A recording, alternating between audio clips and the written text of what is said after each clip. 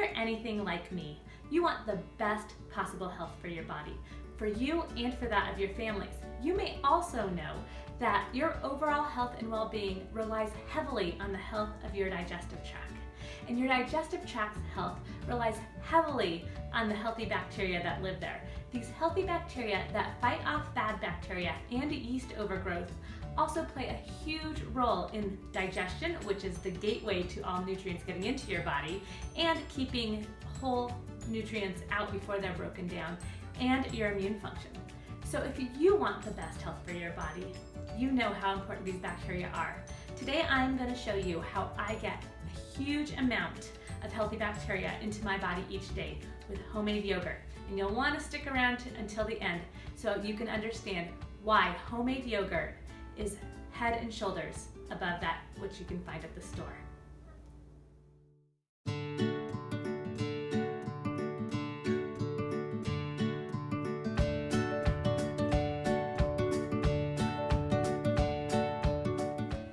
Well, all right then, let's make some yogurt. In this video, you'll see me fade in and out because yogurt does take some time, especially 24-hour fermented yogurt. Obviously, it's going to take some time. So I'll show you step by step, and while it takes a long time, it doesn't take that much effort, and it is very easy. So if this is something you're interested in, and it doesn't mean that you can't find any good commercial ones, I will tell you which ones to choose if you do want to buy your own yogurt. But I want to show you how. For one, the flavor is amazing. When you use milk and make yogurt fresh, it is so much different than, especially when we're talking plain yogurt, and how those can become a bit sour in different brands at the store. Homemade yogurt is head and shoulders above those. The second thing is most commercial yogurts are only fermented for a few hours. Now the difference is that the longer that healthy bacteria is allowed to eat and ferment the milk sugars, the more healthy bacteria there are going to be, to a point. 24 hours is about where almost all the lactose is fermented. So that means that we're going to have a almost lactose-free yogurt that most people who are lactose intolerant can in fact eat without problems. So the most healthy bacteria possible, but not so long that they run out of food and they begin to die. So once you get to about 30 hours of fermentation, the healthy bacteria run out of food and they can no longer proliferate and they no longer can live very well under those conditions. So we go for about 24 hours to get the healthiest yogurt we can without any of the extra additives. So here's how you do it. First of all, you're going to take your gallon of milk. I'm going to use organic, local, anytime that's possible. I don't generally recommend raw in this one because you are going to bring it to such a high temperature that you are going to kill most of the raw, the nutrients that raw milk has that you might want to use if you were going to spend that money. So first of all, we're going to pour this whole gallon into a large pot. Now I've already poured most of it because I didn't want to make you watch me do that. So it's all in there. Next, we're going to go ahead and put it on a good burner here. I happen to know that it takes my stove 17 minutes to bring this up to about 180 to a good simmer, okay? So I'm going to put 17 minutes here.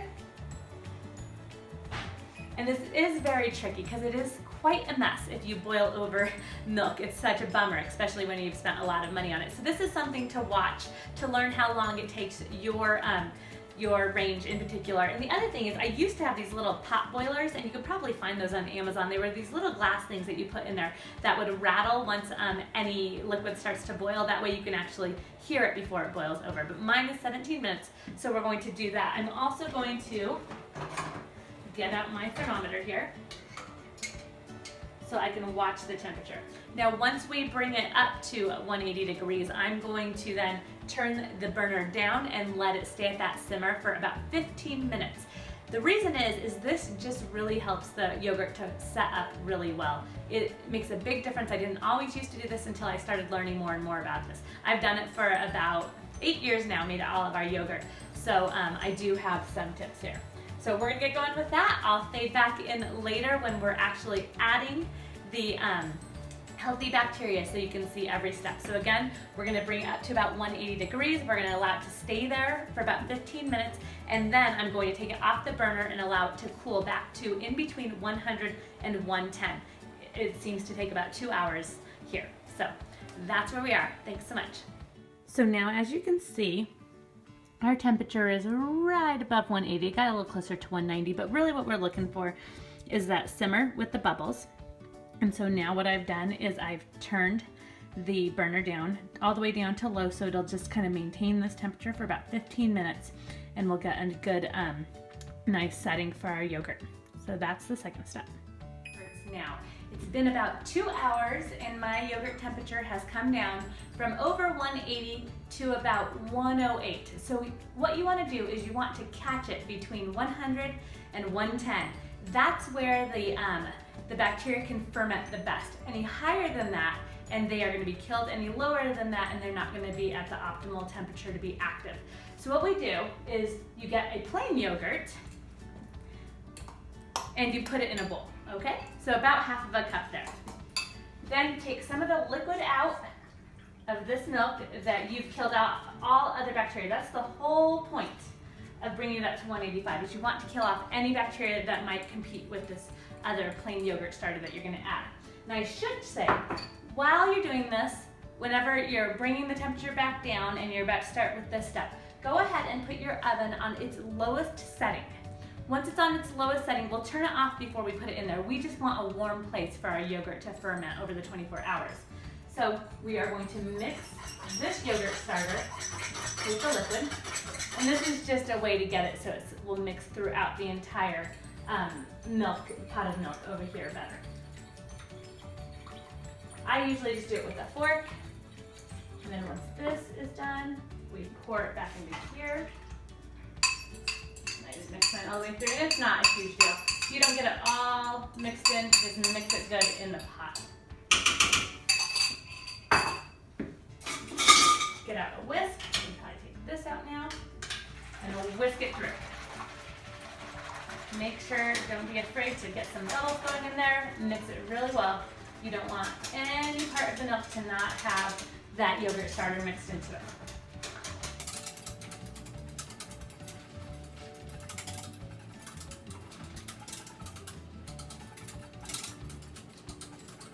All right, when you're done with that, you're going to cover your yogurt, turn off the oven, and put it in there.